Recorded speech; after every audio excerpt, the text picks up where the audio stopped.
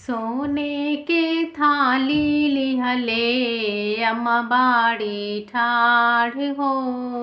परछीना लेहू अम्मा स्वामी जी हमार हो। परछीना लेहू अम्मा कैसे क परछी बेटी स्वामी जी तुहार हो।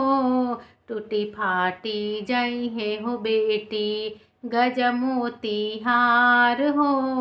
टूटी फाटी जई है हो बेटी 60 रुपया के अम्मा गजमोती हार हो।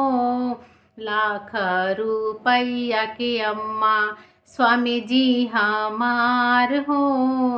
लाख रुपया के अम्मा स्वामी जी हमार हो। सोने के थाली लिहले चाची बाड़ी ठाढ़ी हो।